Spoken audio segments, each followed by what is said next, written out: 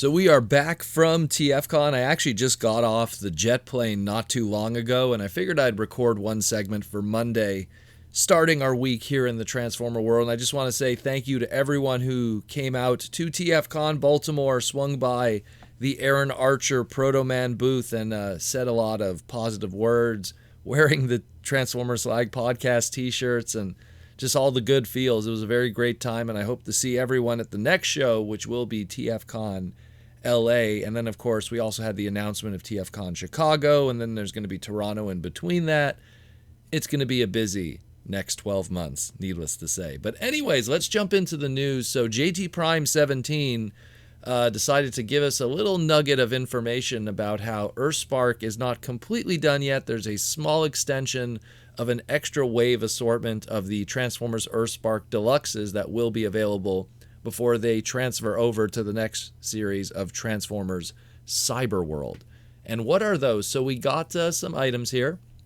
We got a Soundwave, a hashtag, a Megatron, which has a unique name on it, a Spitfire, and a Cosmos. So first we have the Soundwave. We talked about some of these before, but we'll kind of go over them again.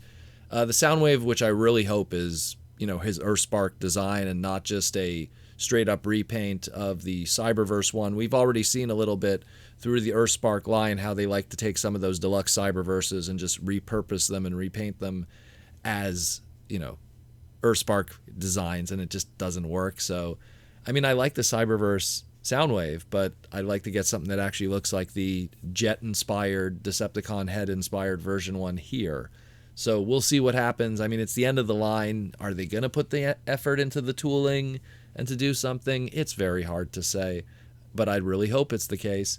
Hashtag, we already have a really good Takara version that's kicking around. I actually saw that Takara version at TFCon Baltimore, and it looked really good, and I was kind of tempted to pick it up, but there's just so many other cool stuff to get. And that Takara version is just taking that, Hasbro Ride and Combine Warrior class and tooling it to make it much more better and accurate to how she looks in her second version on the show.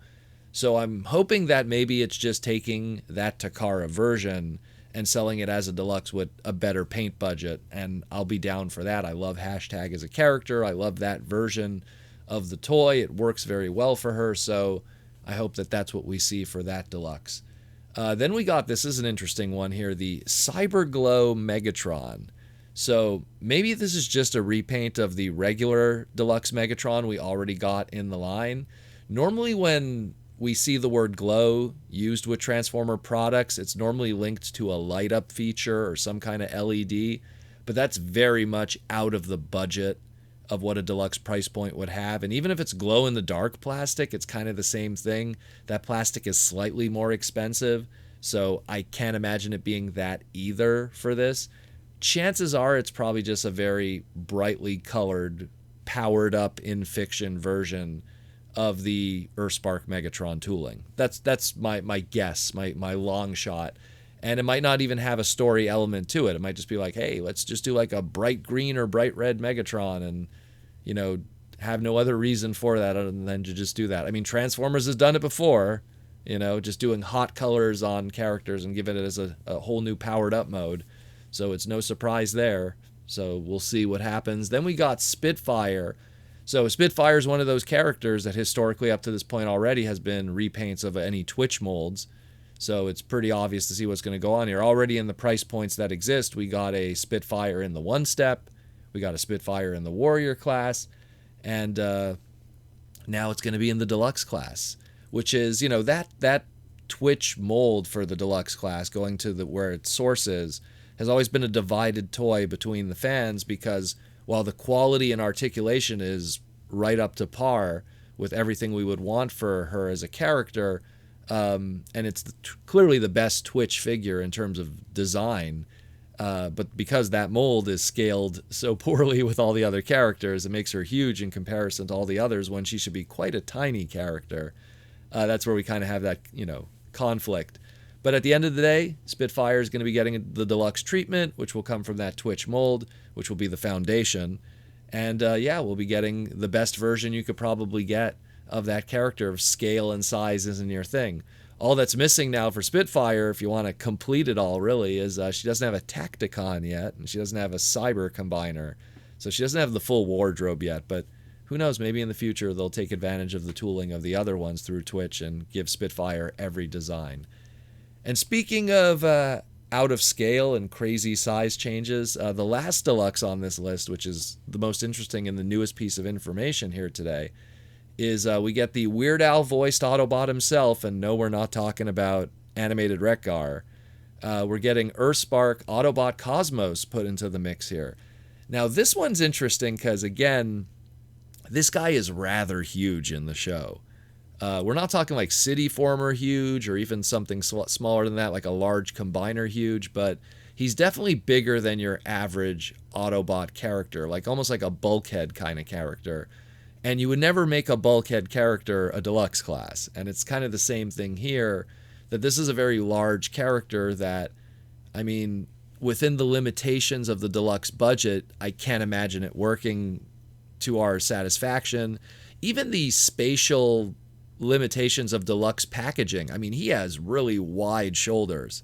So I don't know how that would even like fit in the packaging when you really think about it. I mean, if they really like keep it slavishly loyal to how he looks in the show, they're going to have to take some liberties somewhere to just fit that even in the standard deluxe box for a case of 8. So I'm excited that that character is getting that treatment, that he's going to be getting a figure. But the flip side of it is, man, oh man, how are they going to do that? I mean, are they just going to take the deluxe class that we got from Speedia 500, give it a slightly different paint scheme, and go, oh, here's Earthspark Cosmos? I sure hope not. But, I mean, he had a limited presence in the show, but, I mean, it's still cool that he's getting a figure, despite the fact that, it's going to be a weird one to kind of pull off. But, the last question that we have here also especially is like, is this truly the last of the Earthspark product? I mean, again, JT Prime does mention that this is a small extension for the line, and then they're going into Cyberworld afterwards and passing the baton for that. So time will tell, that we had that slide there, 2025, that it's a Q2, Q3 rollout listing. So we'll see where that goes. And, again, the Cyberworld line, we'll be talking about that in definitely a few months as stuff starts to slowly trickle out in more of a visual sense. And it has a unique lineup. I mean, it's got an Optimus Prime. It's got a Mirage, a Grimlock, a Snarl, a Skybite, a Scorponok, and then, of course, there's a Megatron and a Galvatron in it. So what's going on with that? Very interested to know. Let me know what you think about all of this. And again, thanks to everyone who came to TFCon Baltimore and, just had a great time. We all hung out, talked, and to the late hours and everything. Oh, it was awesome, this. And definitely tune in on the live stream this Saturday that we'll do, because we're going to show all the cool stuff we got, gifts that we got from the fans. I have shout-outs for people, that hooked us up with cool stuff and all the cool stuff we found, too. Definitely go check that out when we drop that on this Saturday when we do our live stream at 8 p.m. So check that out, too. Again, thank you for listening to the Transformers Slag podcast, as always, while my voice heals. And I'm going to probably get some sleep because I am tired. Take care, everyone, and I'll talk to you in the near future.